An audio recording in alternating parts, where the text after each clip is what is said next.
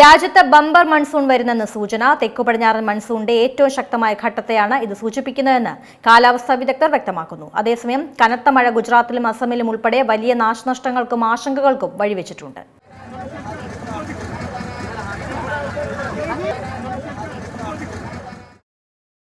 രാജ്യത്ത് bumper monsoon വരുന്നെന്ന സൂചനയാണ് ഇപ്പോൾ പുറത്തു വരുന്നത്.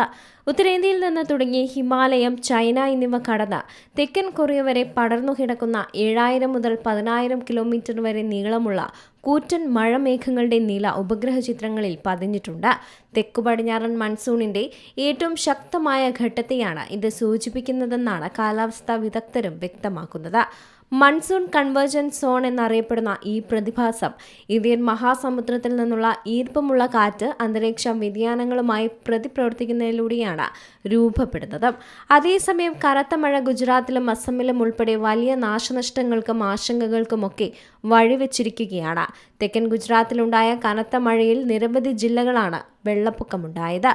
ഉമർഗാം താലൂക്കിൽ 16 മണിക്കൂറിനുള്ളിൽ 43 ഇഞ്ച് മഴയാണ് പെയ്തിറങ്ങിയത്. താഴ്ന്ന പ്രദേശങ്ങൾ വെള്ളത്തിനടിയിലാവുകയും ചെയ്തിട്ടുണ്ട്.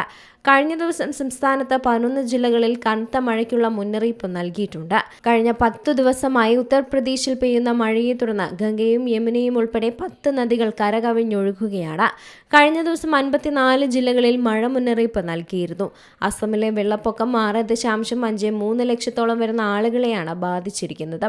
പട്ന, ഭോജ്പൂർ, ബക്സൽ, ഗോപാൽഗഞ്ച്, സരൺ, വൈശാലി, സിവാൻ എന്നിവയുൾപ്പെടെ ബീഹാറിലെ 19 ജില്ലകളിലാണ് ഇന്ന് കനത്ത മഴയ്ക്കുള്ള മുന്നറിയിപ്പ് നൽകിയിരിക്കുന്നത്.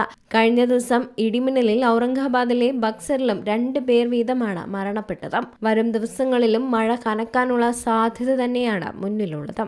National desk, C Malayalam news. ഏറ്റവും പുതിയ വാർത്തകളും വിശേഷങ്ങളും വിരൽ തുമ്പിലറിയാൻ സി മലയാളം ന്യൂസ് എല്ലാ ഡിജിറ്റൽ പ്ലാറ്റ്ഫോമുകളിലും ലഭ്യം.